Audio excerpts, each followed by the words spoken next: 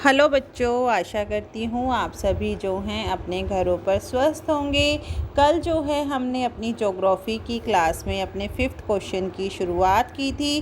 Question क्या था हमारा, उद्योगों को वर्गीकृत करने के विभिन्न आधारों का उदाहरण सहित वर्णन कीजिए। तो उसमें हमने अपने 2 आधार किए थे, आकार के आधार पर और कार्य के आधार पर या उत्पाद के स्वरूप के आधार पर। आकार के आधार पर उद्योगों को 3 भागों में बांटा गया है, कुटीर उद्योग, लघु उद्योग और बड़े पैमाने के उद्योग। और उत्पाद के स्वरूप पर 2 भागों में बांटा गया था, भारी उद्योग और हल्का उद्योग। कल की वीडियो में ये सब जो है आप सबने अच्छे से देखा भी होगा। आज हम अपना 3rd पॉइंट कर रहे हैं, कच्चे माल की प्रकृति पर आधारित उद्योग, यानी कि जो कच्चे माल पर आधारित होते हैं, जिनके लिए हमें रॉ मटेरियल की आवश्यकता होती है। सबसे पहला है हमारा कृषि आधारित उद्योग, यानी कि यहाँ पर हमें कच्चा माल कहाँ से मिलेगा? कृषि उत्पादों से। ये वे उद्योग होते हैं जो कृषि उत्पादों को, कच्चे जो कृषि के द्वारा उत्पन्न किया जाता है, पैदा किया जाता है फसल के रूप में, वो क्या कहलाता है? कच्चे माल के रूप में उसे प्रयोग किया जाता है और इसे कृषि आधारित उद्योग कहा जाता है।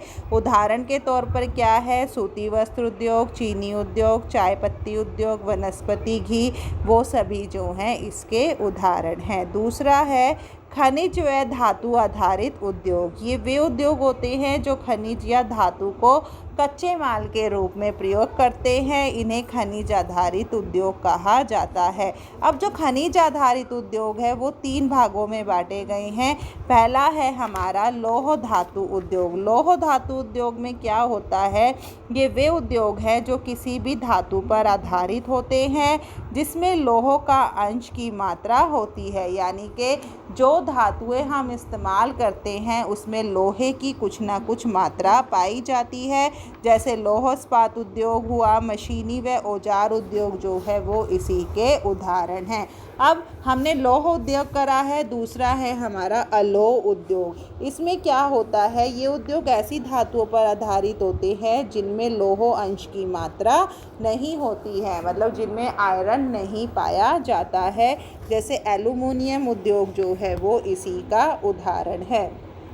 तीसरा है हमारा रासायनिक उद्योग। रासायनिक उद्योग क्या होता है? जो रासायनिक उत्पादों पर आधारित होते हैं उन्हें रासायनिक उद्योग कहा जाता है, यानी कि अलग अलग केमिकल्स के द्वारा प्रयोग करके उन्हें किसी भी उत्पाद को अगर बनाया जाता है तो वो रासायनिक उद्योग के अंतर्गत शामिल होते हैं, जैसे पेट्रोकेमिकल उद्योग।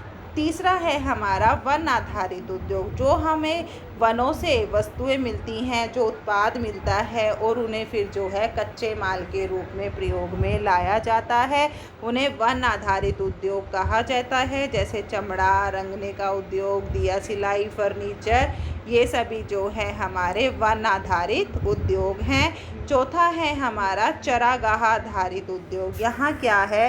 ये वे उद्योग होते हैं जहाँ पर जीवित या मृत पशुओं पर ये आधारित होते हैं, यानी कि जो पशु होते हैं, जो उनकी चमड़ी है या उनके शरीर से जो गलने सड़ने के बाद जो तेल निकलता है, उनसे जो है ये उद्योग चलाया जाता है। इसे चारागाह आधारित उद्योग कहा जाता है। जैसे चमड़े से बनाई जाने वाली वस्तुएं, जूता, दूध व खाल उद्योग जो है इसी के अंतर्गत आते हैं।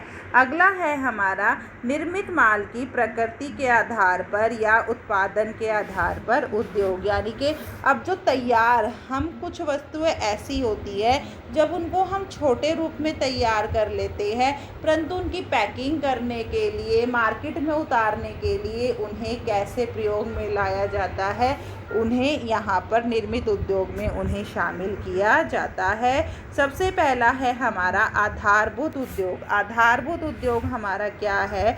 जिन उद्योगों में निर्मित माल जो है अन्य उद्योगों के आधार पर बनता है उसे आधारभूत उद्योग कहा जाता है। जैसे लौह इस्पात उद्योग है, लोहे का लौह इस्पात से जो है कभी मशीनें बनाई जाती हैं, कभी बड़े बड़े औज़ार बनाए जाते हैं। ये सब जो है लौह इस्पात उद्योग पर निर्भर करता है। उपभोक्ता उद्योग क्या होता है? जिन उद्योगों में उत्पाद का प्रयोग जो है अधिकतर लोग दैनिक जीवन में करते हैं, उसे उपभोक्ता उद्योग कहा जाता है। यानी कि जो हमारे कस्टमर होते हैं उनकी ज़रूरतों को देखते हुए जो है इन उद्योगों को चलाया जाता है। जैसे कागज़ है, बिस्किट है, पेन है, घड़ियां हैं, वस्त्र, टेलीविज़न, ये सब जो है इसी पर निर्भर करते हैं।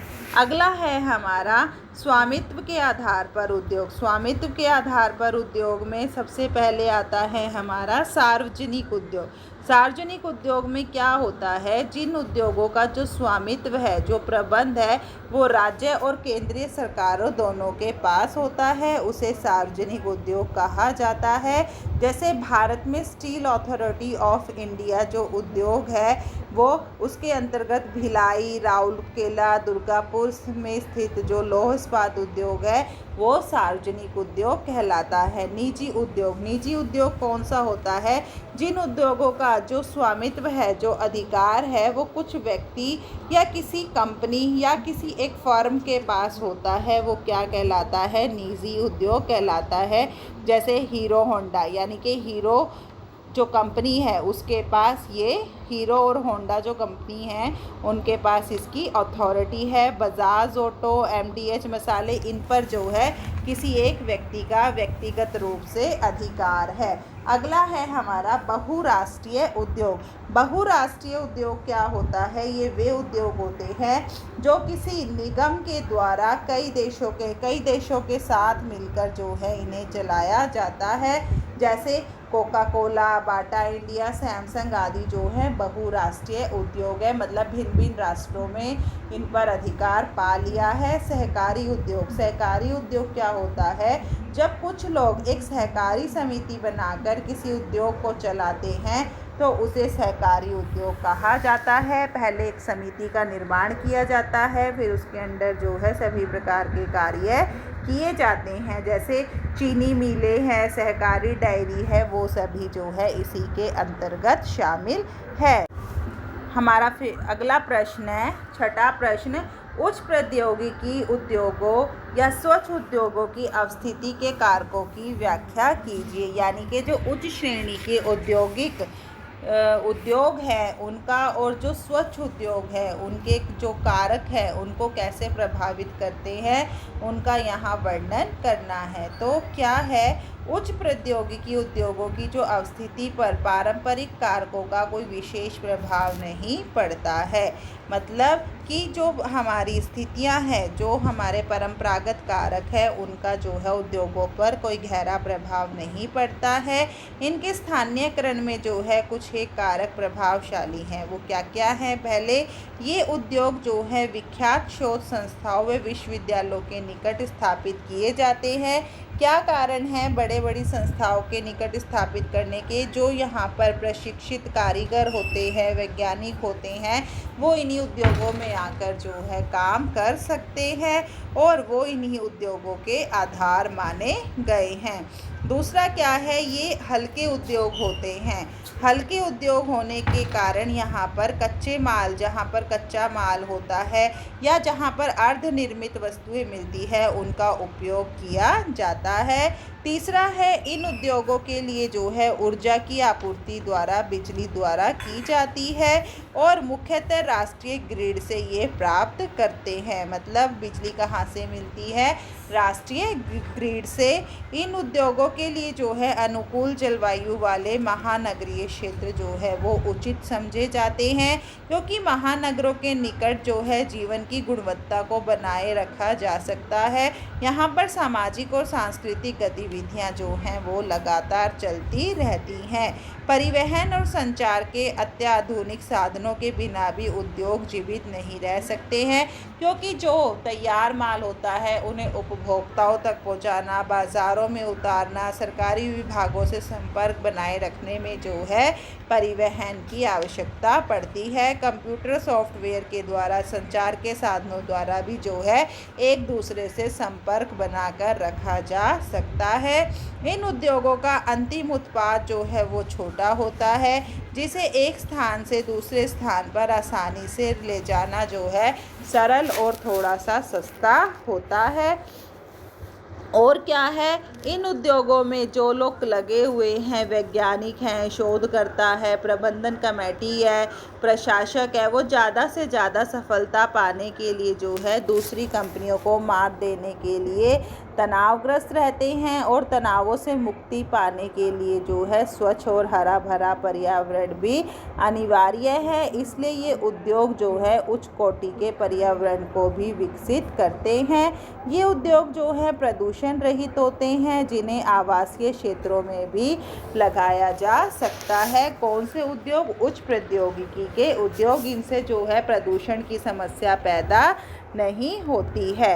अब है हमारा अगला प्रश्न, उच्च प्रौद्योगिकी उद्योगों की प्रमुख विशेषताएं कौन कौन सी हैं? तो क्या है, पिछले कुछ दशकों से जो है उच्च प्रौद्योगिकी उद्योगों का विकास तेजी से हो रहा है। इन उद्योगों में जो है वैज्ञानिक अनुसंधान व विकास के बल पर इन्हें विकसित किया जा रहा है। सबसे पहली इसकी क्या विशेषता है कि यहाँ पर उच्च कुशलता प्राप्त श्रमिकों को रखा जाता है, जिन्हें टेक्नोलॉजी का ज्ञान होता है। इन उद्योगों के जो उत्पाद है वो अत्यंत शुद्ध होते हैं। ये उद्योग जो है बाजार की बदलती मांग के अनुसार अपने उत्पादों में जो है तेजी से सुधार लेकर आते हैं। इनके द्वारा निर्मित उत्पाद जो है वो उनकी आयु क्या होती है? कम होती है। अवस्थिति का चुनाव करने में ये उद्योग जो है स्वतंत्र होते हैं, इसलिए इन उद्योगों को जो है स्वच्छंद उद्योग कहा जाता है, क्योंकि अपनी जैसी इनके पास स्थिति होती है, जो जो कारक इन्हें एक उद्योग के लिए चाहिए होते हैं, अगर वो सब इन्हें आसानी से मिल जाते हैं तो ये उसी के आधार पर अपना उद्योग लगा लेते हैं। इतनी स्वतंत्रता जो है इनके पास होती है। इन उद्योगों में जो है श्रम को गतिशीलता बहुत अधिक होती है, क्योंकि ये योग्यता और अनुभव, अधिक आय व बेहतर सुविधाओं के प्रति संवेदनशील होते हैं। आज की उपभोक्ता संस्कृति में जो है इनके द्वारा उत्पाद खूब बेचे जाते हैं। इनके द्वारा जो चीज़ बनाई जाती है वो मार्केट में ज़्यादा स्तर पर बेची जाती है। ये उद्योग जो है संसाधन और बाज़ार के लिए उन्मुख नहीं होते हैं। ये अपने आप ही स्वतंत्र होते हैं, बाज़ार में कैसे उतारा जाए, कैसे बेचा जाए। इनके उत्पाद छोटे और आसानी से परिवहन के योग्य होते हैं, कहीं भी आसानी से ले जाया जा सकता है। उच्च प्रौद्योगिकी पर जो आधारित उद्योग होते हैं उनकी तीव्र वृद्धि हो रही है। संयुक्त राष्ट्र अमेरिका में जो है सॉफ्टवेयर उद्योग में काम करने वाले लोगों की संख्या में 4 गुना बढ़ोतरी हुई है, क्योंकि सभी लोग जो है ऐसे स्थानों पर काम करना पसंद करते हैं। एक तो ये जगह प्रदूषण रहित होती है, दूसरा यहाँ पर आय भी लोगों को अच्छी प्राप्त होती है।